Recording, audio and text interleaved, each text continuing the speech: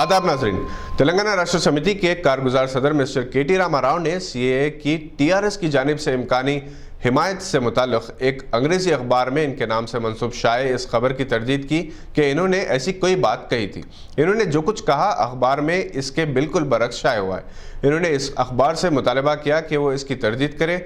वाज़ेह रहे कि केटीआर के नाम से अंग्रेजी अखबार में शाये इस बयान पर कि अगर सीए कौमी मफाद में हो तो इनकी हिमायत कर सकती है, तेलंगाना के मुसलमानों में कश्मकश और बेचैनी पैदा हो गई।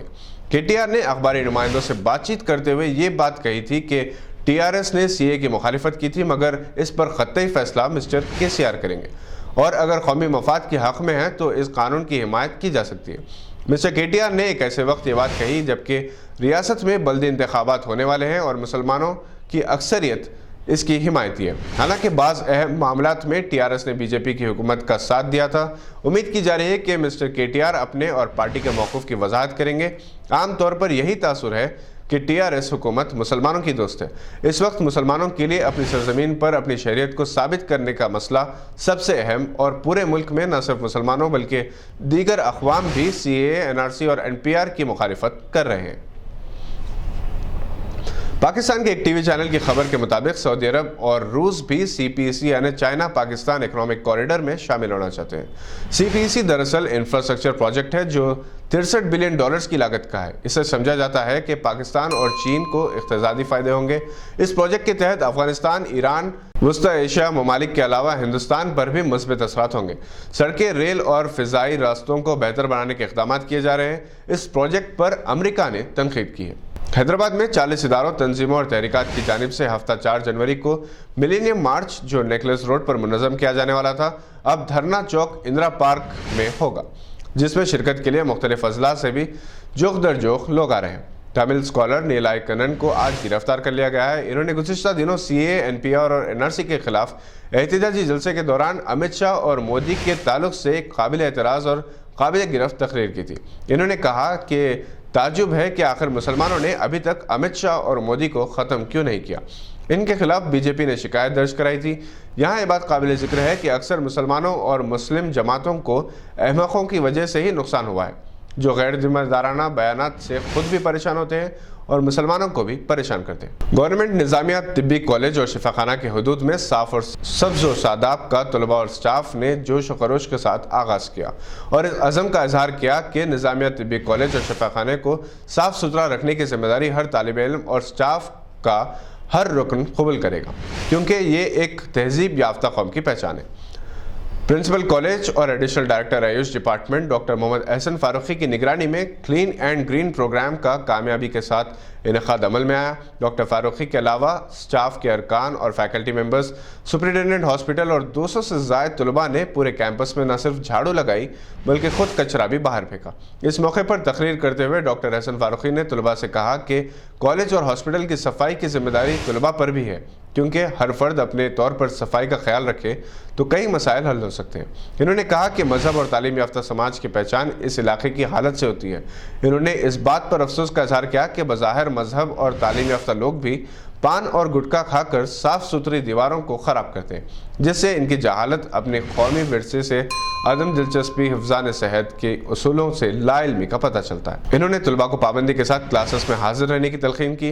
इन्होंने कहा कि तिब्बे यूनानी को इसकी नित नई रिसर्च की वजह से ज़बरदस्त फ़रोग़ हासिल हो रहा है। अब फालिज लखवा के अलावा ज़ियाबतीस, वारिकोस, नफ्सियाती अमराज का भी इलाज हो रहा है। इस प्रोग्राम में doctor Sirajul Haq, vice principal doctor Syed Misbahuddin, doctor Syed Samiuddin Mateen, Hakim Mirza Shafiullah Baig, doctor Ziauddin, doctor Imranuddin Nizami, doctor Arshad Ali, doctor Hakim Mohammed Abul Hasan Ashraf, Hakim Mohammed Husamuddin Talat, mister Krishna Rao RMO के अलावा समाजी जहदकार मोहतरमा शाहना खान, डॉक्टर हैदर अली भी मौजूद थे। पाकिस्तान के बैट्समैन बाबर आजम साल 2019 में टेस्ट, T20 और वनडे में शानदार कारकर्दगी की बदौलत सिर फहरिस्त रहे। इन्होंने तीनों फॉर्मेट्स में बेहतरीन बैटिंग का मुजाहरा किया।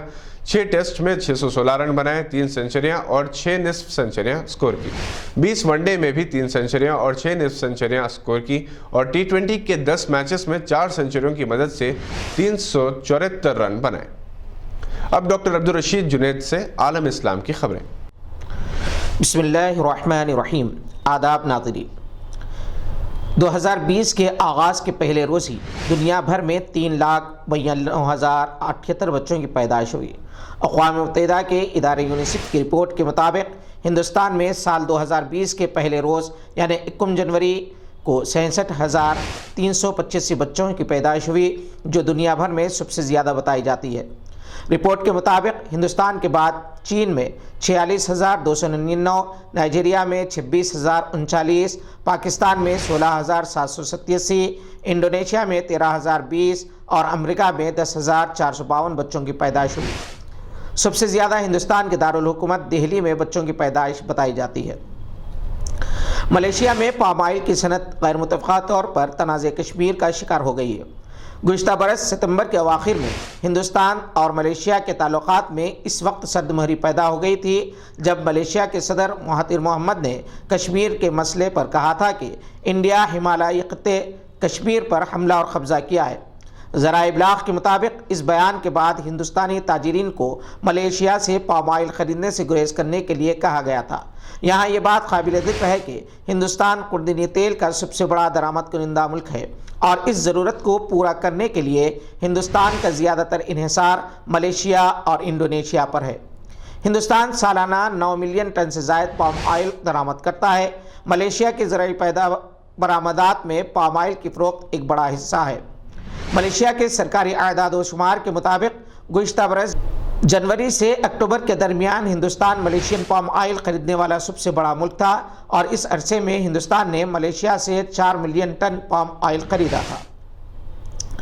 انڈونیشیا کے دارالحکومت جکارتہ میں بارشوں کے بعد سیلابی صورتحال کے باعث مختلف حادثات میں 21 افراد ہلاک، درجنوں زخمی اور ہزاروں بے گھر بتائے جا رہے ہیں۔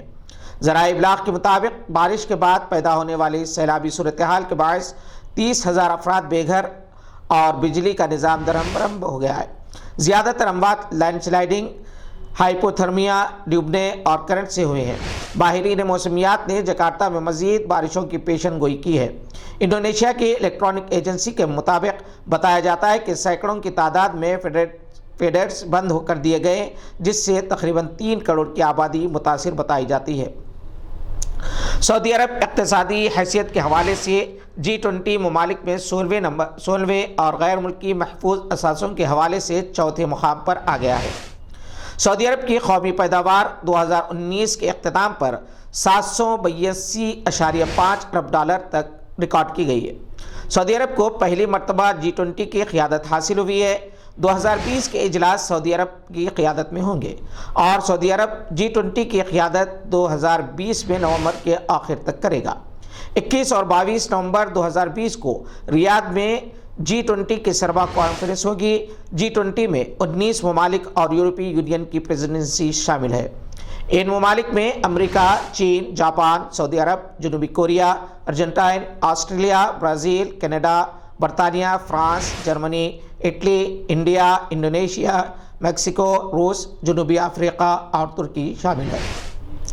جبکہ عالمی مالیاتی فنڈ اور عالمی بینک بھی G20 کے اجلاس میں شرکت کرتے ہیں۔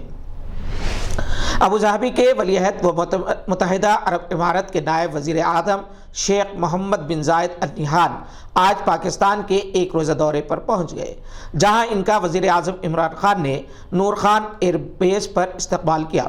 وزیر اعظم پاکستان عمران خان نے ولی عہد ابوظہبی کی گاڑی خود چلاتے ہوئے انہیں وزیر اعظم ہاؤس لے آئے، جہاں انہیں گارڈ آف آنر پیش کیا گیا۔ اس موقع پر دونوں قائدین کے درمیان علاقائی عالمی معاملات سمیت باہمی دلچسپی کے امور پر تبادلہ خیال کیا گیا۔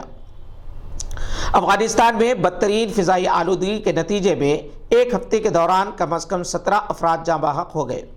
وزارت صحت کے ایک اہلکار فدا محمد کے مطابق فضائی آلودگی سے متاثر 8,000 سے زائد مریضوں میں سے اکثریت کو سانس لینے میں دشواری کا سامنا ہے۔ افغان دارالحکومت کابل دنیا کے آلودہ ترین شہروں میں شمار کیا جاتا ہے، جو کئی دہائیوں سے خانہ جنگی کا شکار ہے۔ پاکستان میں دہشت گردی کے واقعات میں کمی واقع ہوئی ہے۔ ذرائع ابلاغ کے مطابق پاکستان کی داخلی سلامتی کے لیے کالعدم تحریک طالبان کمزور ہونے کے باوجود سب سے بڑا خطرہ بتایا جا رہی ہے۔ داعش نے بھی اپنا وجود برقرار رکھا ہے۔ اسلام آباد پالیسی انسٹیٹیوٹ کی سالانہ رپورٹ میں بتایا گیا ہے کہ وزیرستان میں فوجی آپریشن کے باوجود تحریک طالبان پاکستان کی کارروائیاں جاری ہیں۔ سال 2019 میں ملک میں ہونے والے حملوں میں سے 36% کی ذمہ داری تحریک طالبان نے قبول کی ہے۔ گزشتہ سال ملک بھر میں دہشت گردی کے 230 واقعات رپورٹ ہوئے، جن میں 318 افراد ہلاک جبکہ 720 زخمی بتائے جاتے ہیں۔ 2018 عیسوی کے مقابلے میں سال بھر میں ہونے والے حملوں میں مجموعی طور پر 13% کی کمی ریکارڈ کی گئی۔ دہشت گرد حملوں میں کمی کے نتیجے میں ہونے والی اموات کی تعداد میں 46% کمی بتائی جاتی ہے۔ یہ تھی آج کی چند اہم خبروں پر نظر۔ دیکھتے رہیے گواہ۔